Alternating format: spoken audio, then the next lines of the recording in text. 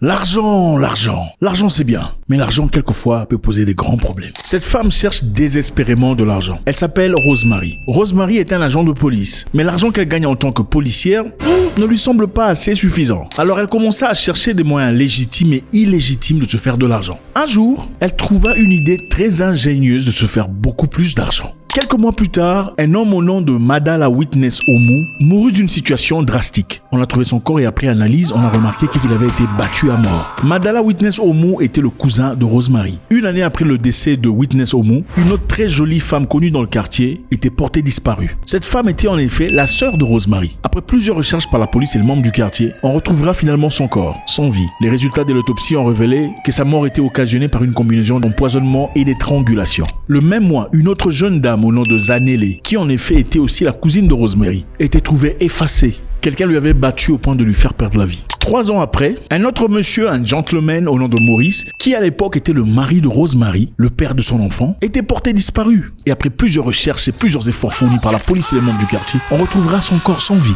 battu et balancé dans les poubelles, avec 76 blessures infligées par des coups de poignard. Une année plus tard, un autre homme au nom de Mayeni Mashaba, qui était le neveu de Rosemary, était trouvé balancé par des bords avec un corps sans vie. Et moins d'un an plus tard, un autre jeune homme au nom de Brian Macherou, second neveu de Rosemary, était porté disparu et après plusieurs jours de recherche, on a retrouvé son corps sans vie. Donc bref, dans l'espace de 5 ans, plus de 7 membres de famille étaient partis. Plus de 7 membres de famille avaient perdu leur vie. Et on parle ici d'une même famille. Et pendant tout ce temps, la police ne pouvait jamais soupçonner la personne qui aurait pu peut-être être auteur de ces faits macabres. Alors, quelques temps plus tard, comme les choses arrivent quelquefois par hasard, et qu'on dit qu'il y a toujours une fin pour toute chose, un jeune homme au nom de Njabulo s'est présenté à la police pour aller porter plainte. Dans ce cas, Njabulo dit à la police: écoutez, j'ai été loué par une femme au nom de Rosemary. Rosemary m'a demandé de finir sa sœur et de finir aussi ses 5 enfants. Alors la police lui demanda comment ça se fait qu'on te demanderait à toi de le faire. Njabulo leur dit: en effet, je travaille comme hitman. Mon objectif, c'est de finir les gens pour l'argent. Alors cette femme, manifestement, m'a contacté parce qu'elle a eu mes coordonnées auprès d'une personne très proche. Mais comme moi, Njabulo, j'ai trouvé ce fait atroce et inexplicable, je suis venu rapporter cette histoire auprès de la police. Évidemment, la police ne pouvait pas accepter tout ce qui sortait de la bouche de Njabulo parce qu'il n'avait apporté aucune preuve certifiant qu'il était vraiment un hitman ou que Rosemary lui avait convenablement demandé de finir sa propre sœur. Alors le police et Njabulo voulaient ensemble trouver de preuves incriminant Rosemary dans ses activités macabres. Avec l'assistance de la police, Njabulo a planté les caméras cachées dans sa voiture dans l'objectif d'avoir sur image une confession de Rosemary lui demandant d'aller finir la vie des gens. Alors on demanda à Njabulo de faire venir Rosemary pour faire une réunion sur sa mission prochaine. L'objectif était de discuter avec elle dans la voiture pendant qu'elle s'exprimerait sans difficulté, sans avoir peur, et aussi se dénoncerait elle-même de ses œuvres atroces. Et pour cela, il fallait qu'un membre de la police soit dans la voiture avec eux. Ce membre de la police était déguisé en ami personnel de Njabulo pour que Rosemary se sente à l'aise. L'objectif était de s'assurer qu'il n'avait rien de truqué et tout ce qui se passait était immanquablement authentique. Alors pour bien avoir leur victime, Njabulo reposa la question à Rosemary: que veux-tu vraiment que je fasse? Et elle lui répéta: je veux que tu prennes la vie de ma sœur et que tu finisses aussi ses 5 enfants. Personne ne doit rester vivant. Mais pour la toute première fois dans sa vie, tout ce qu'elle disait était capturé sur vidéo.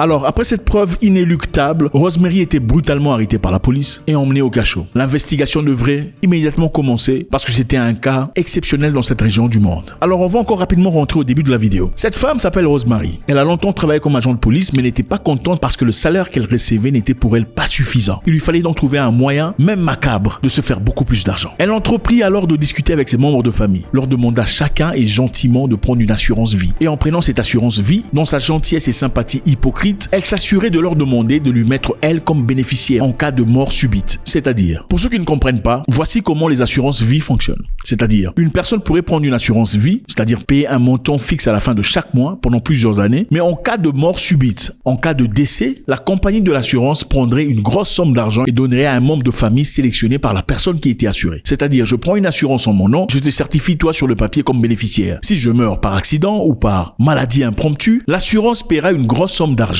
à hauteur de millions, quelquefois, à un membre spécifique de la famille choisi par toi, pendant que tu étais encore vivant. Alors Rosemary a fait ça avec plusieurs membres de sa famille. Et avec sa sœur, il fallait s'assurer que les enfants de sa sœur n'étaient pas vivantes. Parce que si sa sœur mourait et que ses enfants étaient vivantes, ce sont les enfants qui bénéficieraient de l'assurance. Il fallait donc finir et sa sœur et les enfants de sa sœur pour qu'elle soit la 3e personne qui bénéficie de l'argent de l'assurance. Alors après qu'elle eut convaincre tous ses membres de famille de prendre des assurances de vie, elle engagea différents tueurs à gages pour finir chacun d'eux. Et avec l'assistance des tueurs à gages, elle a pris la vie de son cousin Madala Omu, sa sœur Audrey, sa nièce Zanele, son mari ou copain Maurice, son neveu Mayeni et un autre neveu au nom de Machero. Et après leur décès, elle est partie retirer de l'argent dans chaque entreprise d'assurance où était assurée chacune de ses victimes. Et au premier tour, elle a reçu à peu près 1 400 000 rand, qui à l'époque valait à peu près $100 000. Malheureusement, puisque l'argent mal acquis souvent ne donne pas grand-chose, elle s'est lancée dans le betting dans des casinos. Elle devint une grande joueuse de casino et elle a perdu la grande majorité de son argent. Alors, puisqu'elle n'avait plus d'argent, il fallait trouver un moyen rapide de se faire de l'argent. Car malheureusement, le goût de l'argent et de pouvoir est un goût pour lequel on peut très vite devenir dépendant. Elle voulut reprendre les mêmes habitudes. C'est dans ce cas qu'elle voulait faire tuer sa sœur au nom de Josie et c'est là qu'elle fit appel à Njabulo le hitman, Njabulo le tueur à gages. Mais cette fois-là, Njabulo était choqué de voir une femme vouloir finir ses sœurs. C'est là qu'il se décida de partir à la police et de révéler tout le secret. Il faut se poser la question de savoir à quel point faut-il être méchant pour qu'un hitman, un tueur à gages, soit choqué de vos actions. Incroyable.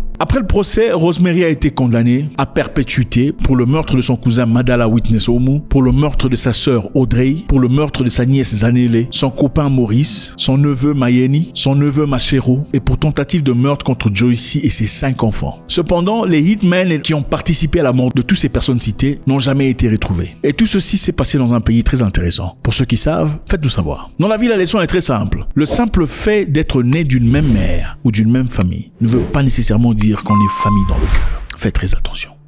God bless.